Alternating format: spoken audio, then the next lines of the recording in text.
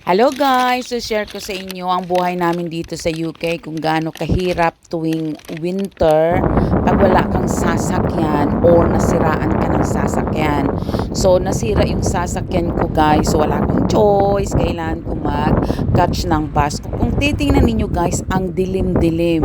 So umalis ako ng bahay 10 to 6 ng umaga. So kung titingnan ninyo yung building na yan guys, 5 pa lang na bintana yung kailaw. So, ibig sabihin, 5 pa lang yung gising. Tapos, ayan guys, walang mga taong naglalakad. Bihira kasi dito makikita ka ng naglalakad guys pag tag-winter. So, dito sa UK, ganitong oras, so naglakad ako ng 10 minutes. So, mag 7 o'clock na siya. So, ito yung aking bus stop. Ayan. So, ayan, balot na balot yan siya guys. Habang nag-aantay ako ng bus na darating. Kahit ilang layer pa ang susuotin mo dito guys, pag minus 10 degrees talaga, super lamig. So, mag-aantay ako ng mga 10 minutes at ang hirap niyan dito, minsan dalawa lang kayo, tatlo lang kayo, di nyo pa makikita yung itsura. So, eto guys, bumili ako ng 1 week lang na ticket. So, baka maayos yung aking sasakyan. So, 1 week lang yung binili ko. So, sa 1 week na yan guys, ang binayad ko is 18 pounds. So, kung i-calculate yan sa pesos, so nasa 1,200 siya. So, pag nasa 1 month, kung wala kang sasakyan, so nasa nearly 5,000 or 4,800 yung pamasahin mo sa isang buwan sa bus ticket mo. So, 1 week lang muna ang kinuha ko para... So, ayan guys, titingnan nyo, naghahabol ako ng, pagbaba ko ng bus station, so naghahabol ako kasi once na maiwan ka, mag-aantay ka na naman ulit ng another 15 minutes. So, takbo doon, takbo dito, at madulas. So, ayan na nga, nakasakay na ako guys at swerte ko ngayon kasi may bakante sa taas.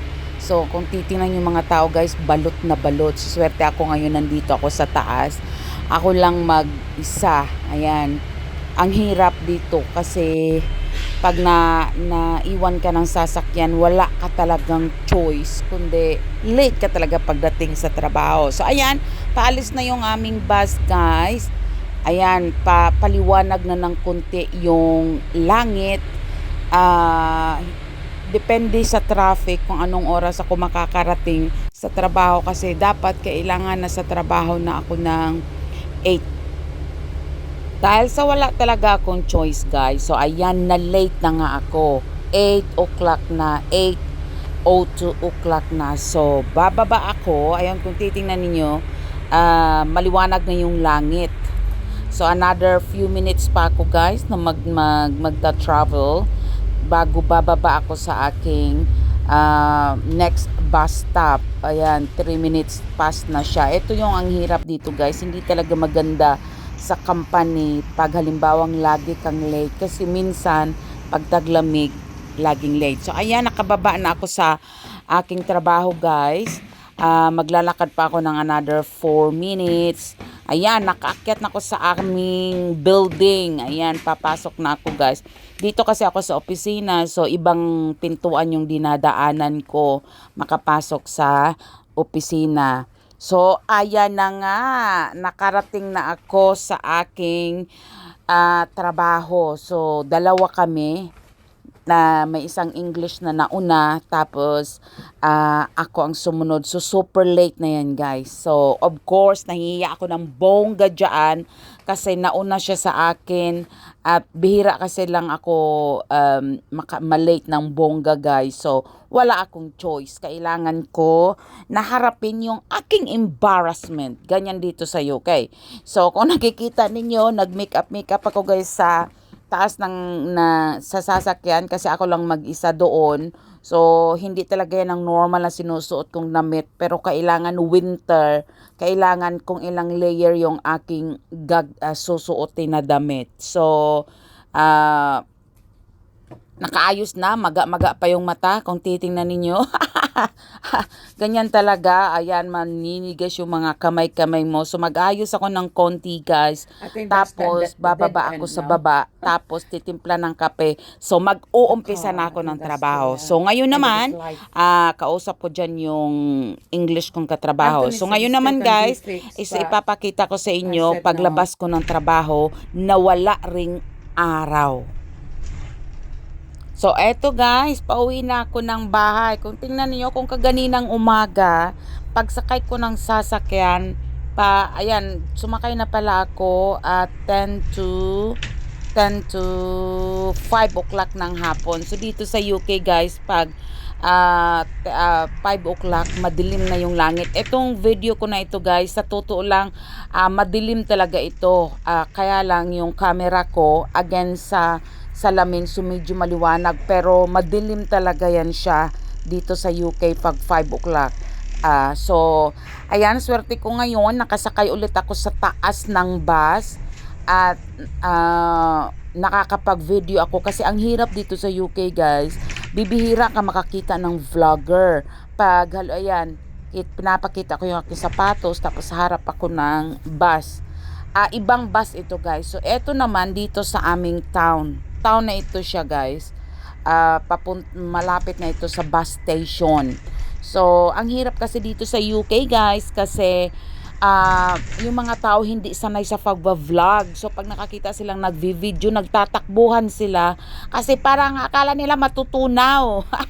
Hindi sila sanay guys. So, ayan, nakita ko yung Burger King, kung makita ninyo. Yan, malapit na ako sa town. Kung dito kayo sa England, sa Swindon, so alam nyo yung roundabout. Ayan. Madilim talaga yan siya. Swerte lang yung pag-video ko ngayon kasi maliwanag siya. Ayan. Town, ayan. Kung titingnan ninyo guys, yan yung tinatawag ng Magic Roundabout. So, malapit na ako sa bus station. Yan naman, fire station. So, kung tatanungin ninyo ako bakit hindi city yung yan, fire station yan, hindi parang city yung aking mga dinadaanan. So, dito guys, sa lugar ko, 1 hour and a half away ako sa London. So, hindi ito malaking city or hindi super busy. So, yan yung aking mga dinadaanan guys. Araw-araw, kung titingnan nyo yung langit, padilim na siya. So, maya-maya tingnan ninyo guys, madilim talaga. Madilim na bago ako makarating ng bahay. So, ayan, malapit na yung town. Ito yung dito sa lugar namin guys, yung bilihan ng mga kortina or furnitures is kalat-kalat yan guys. Kaya dito sa UK, majority talaga na ang mga tao nagda-drive. Bibihira ka makakita ng mga taong hindi nagda-drive. Karamihan mga may edad na or yung mga teenager. Pero kung sa mga range ng edad ko guys at mga nagtatrabaho, may mga sasakyan talaga yan sila. So, ayan, kung titingnan ninyo, padilim na siya. Padilim na. Ayan, may ilaw lang siya guys. Kaya medyo maliwanag. Pero kung titingnan nyo, puro ilaw siya. Madilim na yung 5 o'clock. So, ayan. Nakita ninyo mga building na yan guys. Papunta na ako sa city center. Ano yan siya, mga hotel yan siya dyan. So, malapit na ako sa bus station. Isang liko na lang. Isang liko na lang. So, ayan, yan na yung city center guys, or yung town namin dito. Ayan, malalaking building. Yan yung mga hotel. Mga hotel na yan dyan. Tapos, dyan naman sa kabila, liliko na ako. Yan yung bus station. So, dyan sa kabila yan, malaking hotel yan siya. Tapos sa likod niyan, yan yung shopping center namin. Sa likod ng malalaking building na yan. So, dyan kami pumupunta pag nagsha-shopping. Pero kung gusto mo talaga ng malakihang shopping, hindi dyan. Nagta-travel kami ng mga 2 hours para sa malakihang shopping. Ayan. So, liliko na. Ayan yung building na yan guys. Dito sa right side ko, dyan yung bus station na sinakyan ko kaganina papuntang trabaho. Ayan, yellow na.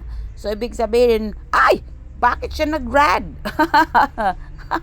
Napagod na ako magkwento ha. Ayan, liliko na.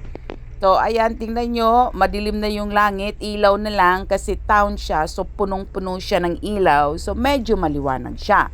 So, yung mga dinadaanan namin na yan guys, yan yung mga Bangladesh shop, Indian shop dito sa right side, tapos dyan yung mga meat shop, yung mga galing sa Asian, African na pagkain. So, ayan, nakarating na ako guys, 5:25 na ng gabi. O, kita nyo yan ha, 25 minutes yung travel ko. So, dito ako sa bus station, nag-aantay ng aking bus. So, eto na. Guys, so makakarating ako ng bahay mga 5 past 6 or 10 past 6. So, ganito kahirap yung buhay namin dito sa UK guys. Aalis kami ng madilim, wala kaming makitang araw. Tapos, uwi kami ng bahay pagkatapos ng trabaho, madilim din. So, ganito kahirap dito, guys. Thank you for watching and see you in my next vlog. Bye-bye!